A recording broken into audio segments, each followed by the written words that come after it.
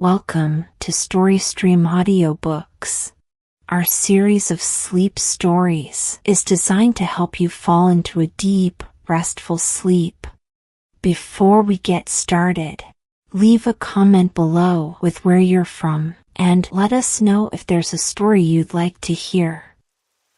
Now, settle comfortably into your bed and allow your body to gently relax.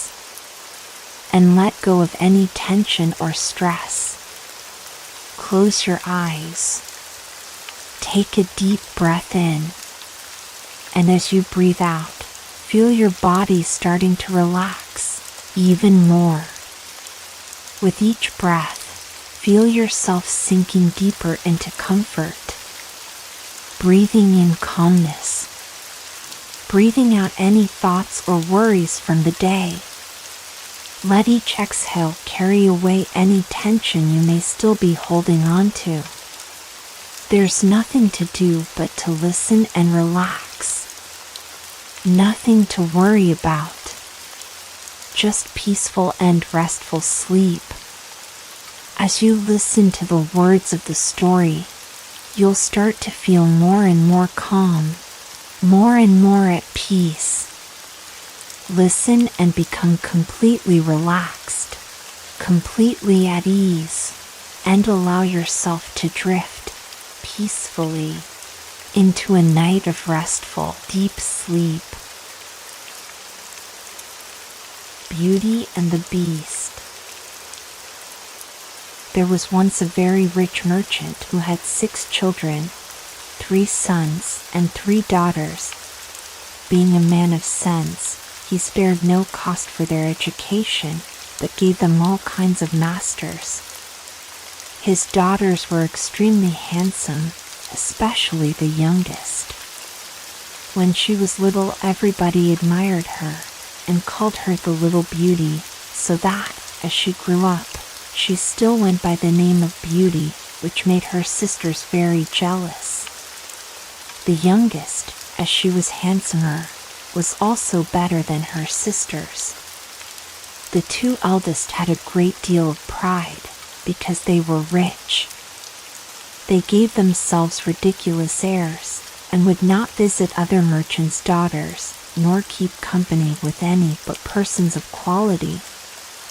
They went out every day to parties of pleasure, balls, plays, concerts, and so forth, and they laughed at their youngest sister because she spent the greatest part of her time in reading good books. As it was known that they were great fortunes, several eminent merchants made their addresses to them, but the 2 eldest said they would never marry unless they could meet with a duke or an earl at least. Beauty very civilly thanked them that courted her, and told them she was too young yet to marry, but chose to stay with her father a few years longer. All at once the merchant lost his whole fortune, excepting a small country house at a great distance from town, and told his children with tears in his eyes they must go there and work for their living. The 2 eldest answered that they would not leave the town, for they had several lovers, who they were sure would be glad to have them, though they had no fortune. But the good ladies were mistaken, for their lovers slighted and forsook them in their poverty. As they were not beloved on account of their pride, everybody said, "They do not deserve to be pitied. We are very glad to see their pride humbled. Let them go and give themselves quality airs in milking the cows and minding their dairy." But, added they, "we are extremely concerned for Beauty.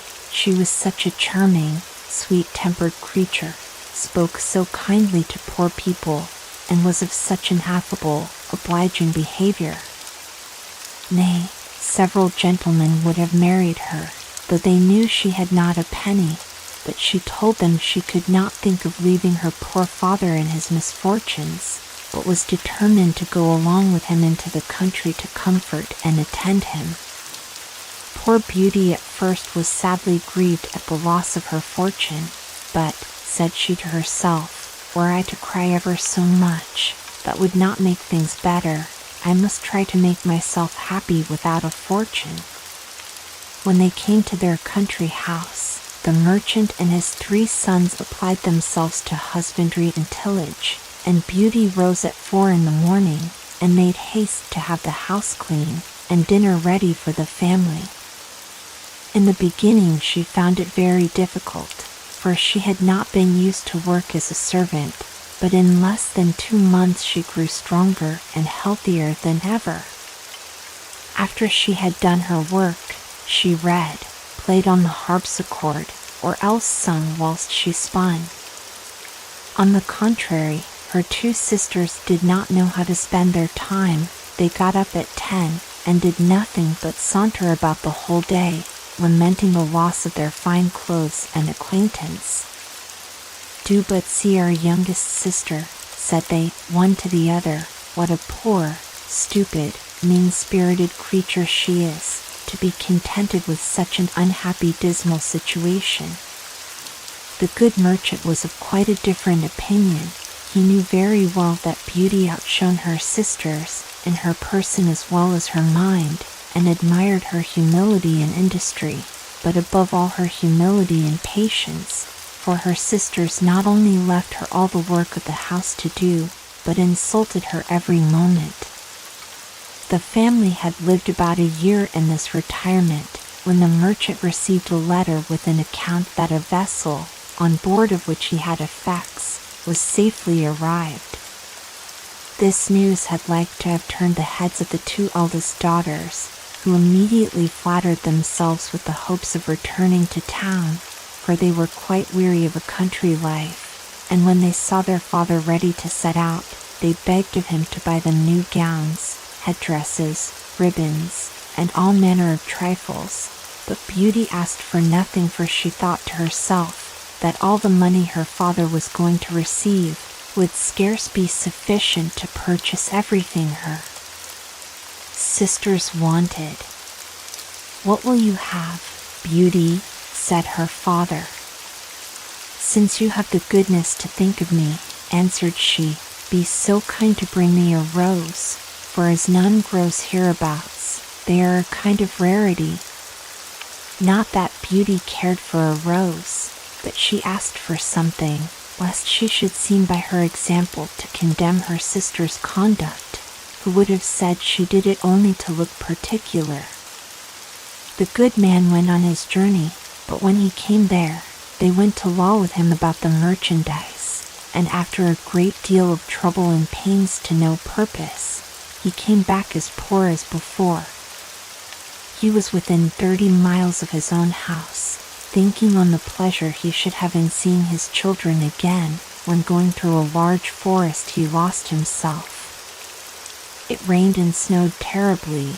Besides, the wind was so high that it threw him twice off his horse, and night coming on, he began to apprehend being either starved to death with cold and hunger, or else devoured by the wolves, whom he heard howling all round him, when, on a sudden, looking through a long walk of trees, he saw a light at some distance, and going on a little farther perceived it came from a palace illuminated from top to bottom. The merchant returned God thanks for this happy discovery, and hastened to the place, but was greatly surprised at not meeting with anyone in the outer courts.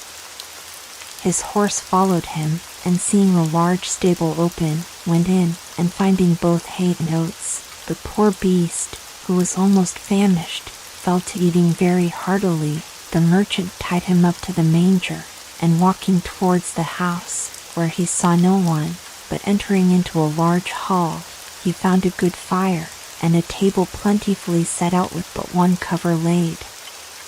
As he was wet quite through with the rain and snow, he drew near the fire to dry himself. "I hope," said he, "the master of the house, or his servants will excuse the liberty I take. I suppose it will not be long before some of them appear." He waited a considerable time, until it struck 11, and still nobody came. At last he was so hungry that he could stay no longer, but took a chicken, and ate it in 2 mouthfuls, trembling all the while.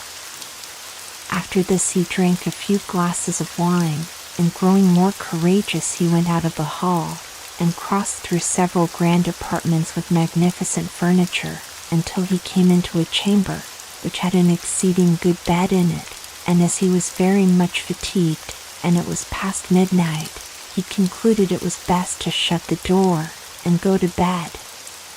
It was 10 the next morning before the merchant waked, and as he was going to rise he was astonished to see a good suit of clothes in the room of his own, which were quite spoiled. Certainly, said he, this palace belongs to some kind fairy, who has seen and pitied my distress. He looked through a window, but instead of snow saw the most delightful arbors, interwoven with the beautifulest flowers that were ever beheld. He then returned to the great hall, where he had supped the night before, and found some chocolate ready made on a little table. Thank you, good Madam Fairy, said he aloud, for being so careful as to provide me a breakfast. I am extremely obliged to you for all your favors. The good man drank his chocolate, and then went to look for his horse, but passing through an arbor of roses he remembered Beauty's request to him, and gathered a branch on which were several. Immediately he heard a great noise, and saw such a frightful beast coming towards him, that he was ready to faint away. You are very ungrateful, said the beast to him in a terrible voice. I have saved your life by receiving you into my castle, and, in return, you steal my roses, which I value beyond anything in the universe. But you shall die for it. I give you but a quarter of an hour to prepare yourself, and say your prayers. The merchant fell on his knees, and lifted up both his hands. My lord, said he, I beseech you to forgive me.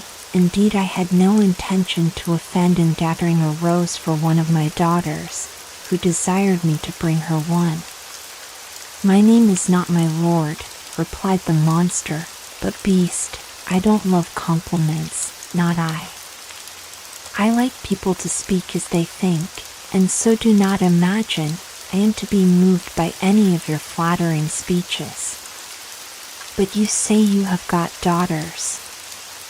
I will forgive you, on condition that one of them come willingly, and suffer for you. Let me have no words, but go about your business, and swear that if your daughter refuse to die in your stead, you will return within 3 months. The merchant had no mind to sacrifice his daughters to the ugly monster, but he thought, in obtaining this respite, he should have the satisfaction of seeing them once more, so he promised, upon oath, he would return, and the beast told him he might set out when he pleased, but, added he, you shall not depart empty-handed. Go back to the room where you lay, and you will see a great empty chest. Fill it with whatever you like best, and I will send it to your home, and at the same time beast withdrew. Well, said the good man to himself, if I must die, I shall have the comfort, at least, of leaving something to my poor children. He returned to the bedchamber, and finding a great quantity of broad pieces of gold, he filled the great chest the beast had mentioned, locked it, and afterwards took his horse out of the stable, leaving the palace with as much grief as he had entered it with joy. The horse, of his own accord, took one of the roads of the forest, and in a few hours the good man was at home. His children came round him, but instead of receiving their embraces with pleasure, he looked on them, and holding up the branch he had in his hands, he burst into tears. Here, Beauty, said he, take these roses, but little do you think how dear they are like to cost your unhappy father, and then related his fatal adventure. Immediately the 2 eldest set up lamentable outcries, and said all manner of ill-natured things to Beauty, who did not cry at all. Do but see the pride of that little wretch, said they. She would not ask for fine clothes, as we did, but no truly, Miss wanted to distinguish herself, So now she will be the death of our poor father, and yet she does not so much as shed a tear." "Why should I?" answered Beauty. "It would be very needless, for my father shall not suffer upon my account. Since the monster will accept of one of his daughters, I will deliver myself up to all his fury, and I am very happy in thinking that my death will save my father's life, and be a proof of my tender love for him." "No, sister," said her 3 brothers, "that shall not be. We will go find the monster, and either kill him, or perish in the attempt." "Do not imagine any such thing, my sons," said the merchant. "Beast's power is so great, that I have no hopes of your overcoming him.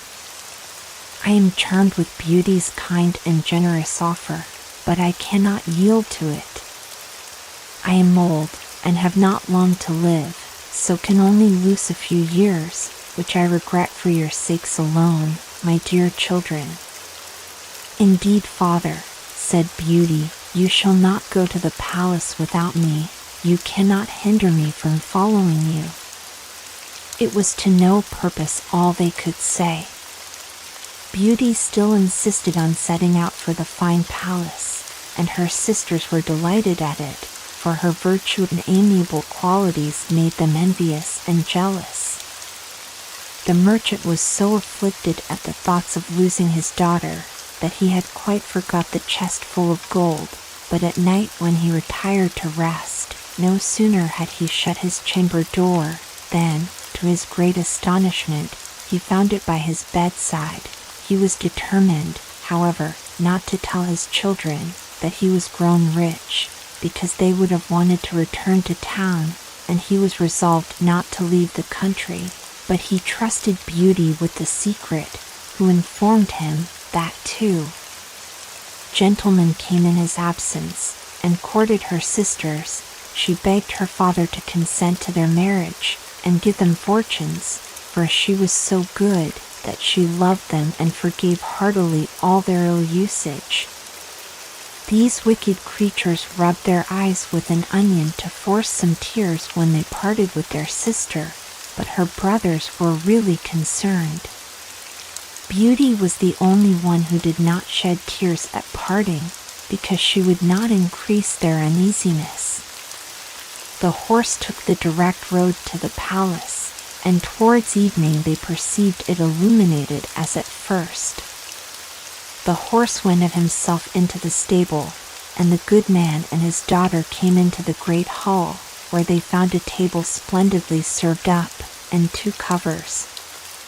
The merchant had no heart to eat, but Beauty, endeavoring to appear cheerful, sat down to table, and helped him. Afterwards, thought she to herself, "Beast surely has a mind to fatten me before he eats me, since he provides such plentiful entertainment." When they had supped they heard a great noise, and the merchant, all in tears, bid his poor child farewell, for he thought Beast was coming.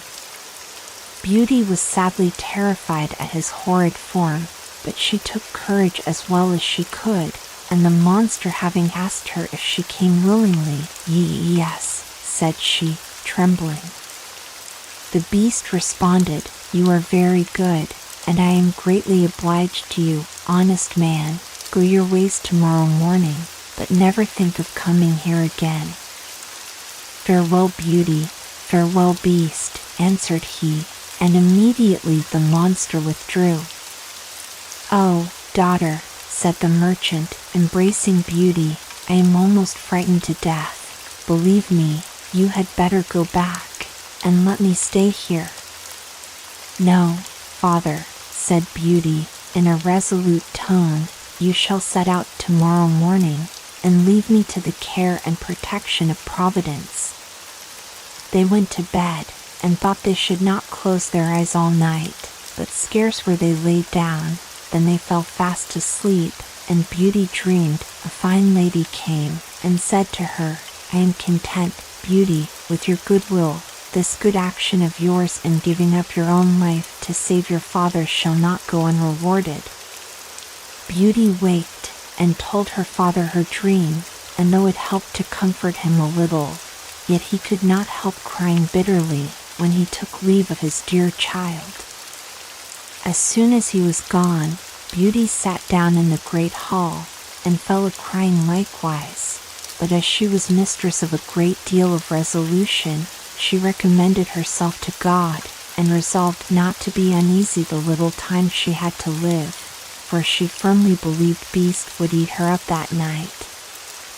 However, she thought she might as well walk about until then, and view this fine castle, which she could not help admiring. It was a delightful, pleasant place, and she was extremely surprised at seeing a door, over which was written, Beauty's apartment. She opened it hastily, and was quite dazzled with the magnificence that reigned throughout, but what chiefly took up her attention was a large library, a harpsichord, and several music books. "Well," said she to herself, "I see they will not let my time hang heavy upon my hands for want of amusement." Then she reflected, were I but to stay here a day, there would not have been all these preparations. This consideration inspired her with fresh courage, and opening the library she took a book, and read these words, in letters of gold: "Welcome, Beauty, banish fear. You are queen and mistress here. Speak your wishes, speak your will. Swift obedience meets them still." "Alas," said she, with a sigh, "there is nothing I desire so much as to see my poor father, and know what he is doing." She had no sooner said this, when casting her eyes on a great looking glass, to her great amazement, she saw her own home, where her father arrived with a very dejected countenance. Her sisters went to meet him, and notwithstanding their endeavors to appear sorrowful, their joy, felt for having got rid of their sister, was visible in every feature. A moment after, everything disappeared, and Beauty's apprehensions at this proof of Beast's complaisance.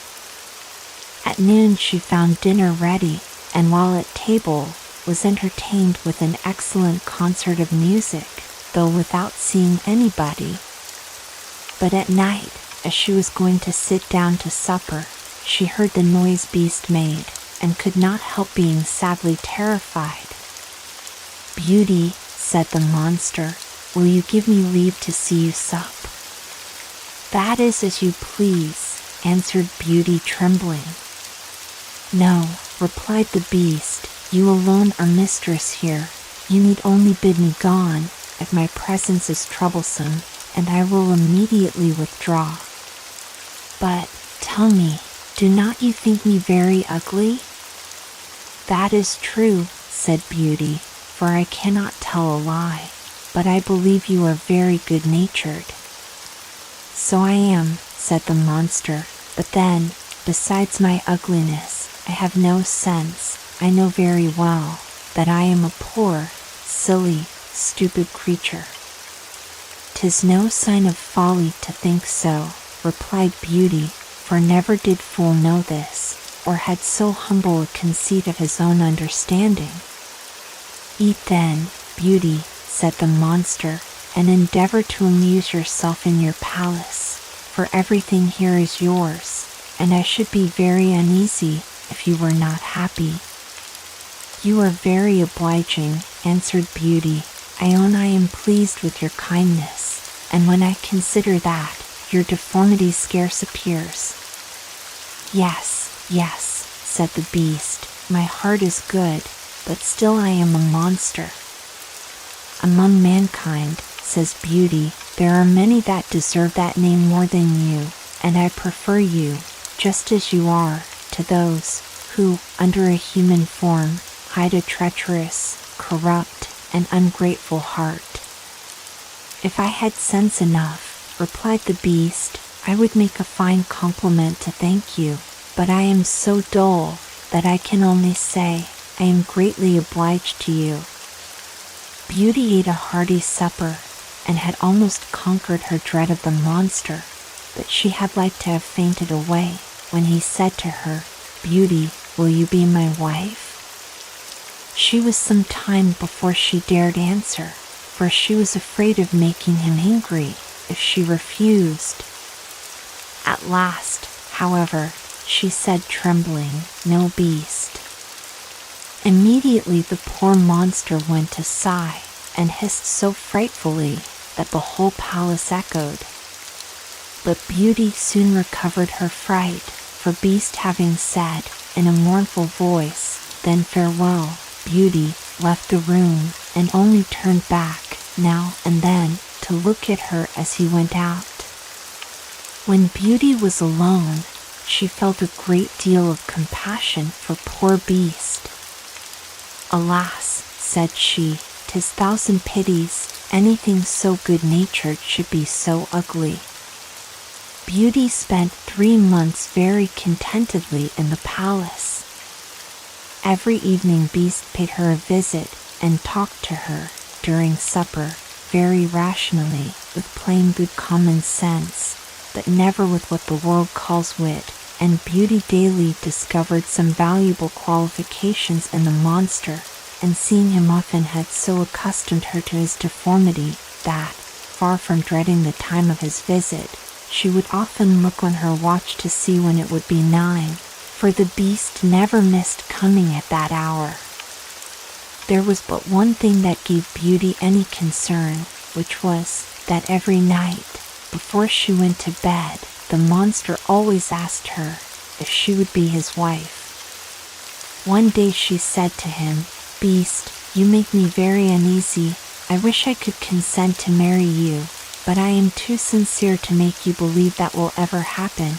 I shall always esteem you as a friend, endeavor to be satisfied with this." "I must," said the Beast, "for, alas, I know too well my own misfortune, but then I love you with the tenderest affection. However, I ought to think myself happy that you will stay here. Promise me never to leave me." Beauty blushed at these words. She had seen in her glass that her father had pined himself sick for the loss of her, and she longed to see him again.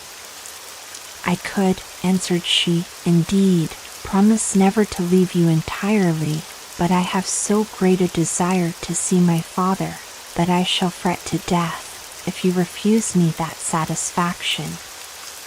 "I had rather die myself," said the monster, "than give you the least uneasiness.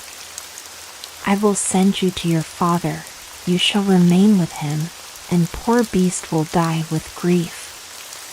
"No," said Beauty, weeping, "I love you too well to be the cause of your death. I give you my promise to return in a week. You have shown me that my sisters are married, and my brother's gone to the army. Only let me stay a week with my father, as he is alone." "You shall be there tomorrow morning," said the Beast, "but remember your promise. You need only lay your ring on a table before you go to bed, when you have a mind to come back. Farewell, Beauty." Beast sighed, as usual, bidding her good night, and Beauty went to bed very sad at seeing him so afflicted. When she waked the next morning, she found herself at her father's, and having rung a little bell that was by her bedside, she saw the maid come, who, the moment she saw her, gave a loud shriek, at which the good man ran upstairs, and thought he should have died with joy to see his dear daughter again. He held her fast locked in his arms above a quarter of an hour. As soon as the first transports were over, Beauty began to think of rising, and was afraid she had no clothes to put on, but the maid told her that she had just found, in the next room, a large trunk full of gowns, covered with gold and diamonds. Beauty thanked good Beast for his kind care, and taking one of the plainest of them, she intended to make a present of the others to her sisters. She scarce had said so when the trunk disappeared. Her father told her That beast insisted on her keeping them herself, and immediately both gowns and trunk came back again. Beauty dressed herself, and in the meantime they sent to her sisters, who hastened thither with their husbands. They were both of them very unhappy. The eldest had married a gentleman, extremely handsome indeed, but so fond of his own person, that he was full of nothing but his own dear self, and neglected his wife. The second had married a man of wit, but he only made use of it to plague and torment everybody, and his wife most of all. Beauty's sisters sickened with envy when they saw her dressed like a princess, and more beautiful than ever, nor could all her obliging, affectionate behavior stifle their jealousy, which was ready to burst when she told them how happy she was. They went down into the garden to vent it in tears, and said one to the other, "In what way is this little creature better than us, that she should be so much happier?" "Sister," said the oldest, "a thought just strikes my mind. Let us endeavor to detain her above a week, and perhaps the silly monster will be so enraged at her for breaking her word, that he will devour her." "Right, sister," answered the other, "therefore we must show her as much kindness as possible." After they had taken this resolution, they went up, and behaved so affectionately to their sister, that poor Beauty wept for joy. When the week was expired, they cried and tore their hair, and seemed so sorry to part with her, that she promised to stay a week longer. In the meantime, Beauty could not help reflecting on herself, for the uneasiness she was likely to cause poor Beast, whom she sincerely loved, and really longed to see again. The 10th night she spent at her father's, she dreamed she was in the palace garden, and that she saw Beast extended on the grass plat, who seemed just expiring, and, in a dying voice, reproached her with her ingratitude. Beauty started out of her sleep, and bursting into tears. "Am I not very wicked," said she, "to act so unkindly to Beast, that has studied so much, to please me in everything? Is it his fault if he is so ugly, and has so little sense?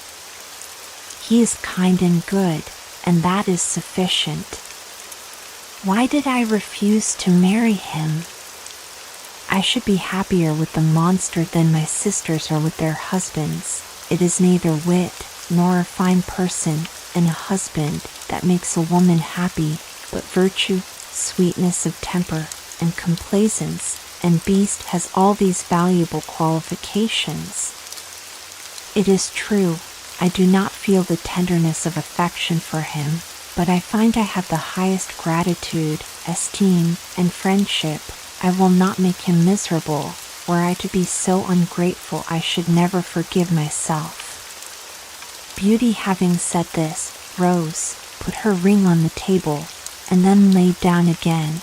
Scarce was she in bed before she fell asleep, and when she waked the next morning, she was overjoyed to find herself in the Beast's palace. She put on one of her richest suits to please him, and waited for evening with the utmost impatience. At last the wished-for hour came, the clock struck 9, yet no Beast appeared. Beauty then feared she had been the cause of his death. She ran crying and wringing her hands all about the palace, like one in despair. After having sought for him everywhere, she recollected her dream, and flew to the canal in the garden, where she dreamed she saw him. There she found poor Beast stretched out, quite senseless, and, as she imagined, dead. She threw herself upon him without any dread, and finding his heart beat still, she fetched some water from the canal, and poured it on his head. Beast opened his eyes, and said to Beauty, "You forgot your promise, and I was so afflicted for having lost you, that I resolved to starve myself. But since I have the happiness of seeing you once more, I die satisfied." "No, dear Beast," said Beauty, "you must not die. Live to be my husband, from this moment I give you my hand, and swear to be none but yours." Alas! I thought I had only a friendship for you, but the grief I now feel convinces me that I cannot live without you. Beauty scarce had pronounced these words, when she saw the palace sparkle with light, and fireworks, instruments of music, everything seemed to give notice of some great event. But nothing could fix her attention. She turned to her dear Beast, for whom she trembled with fear, but how great was her surprise! Beast was disappeared, and she saw, at her feet, one of the loveliest princes that I ever beheld, who returned her thanks for having put an end to the charm under which he had so long resembled a beast. Though this prince was worthy of all her attention, she could not forbear asking where Beast was. "You see him at your feet," said the prince. "A wicked fairy had condemned me to remain under that shape until a beautiful virgin should consent to marry me. The fairy likewise enjoined me to conceal my understanding.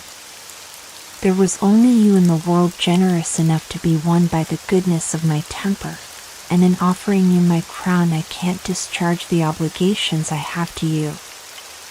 Beauty, agreeably surprised, gave the charming prince her hand to rise. They went together into the castle, and Beauty was overjoyed to find, in the great hall, her father and his whole family, whom the beautiful lady, that appeared to her in her dream, had conveyed thither. "Beauty," said this lady, "come and receive the reward of your judicious choice.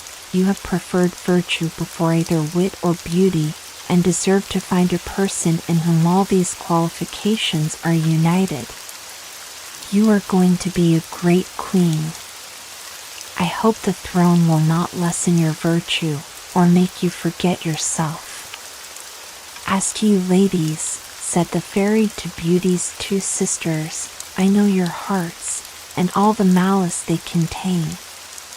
Become two statues, but, under this transformation, still retain your reason.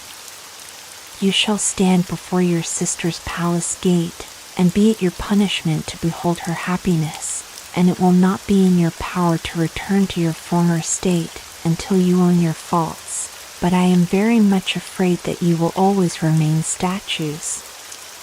Pride, anger, gluttony, and idleness are sometimes conquered, but the conversion of a malicious and envious mind is a kind of miracle."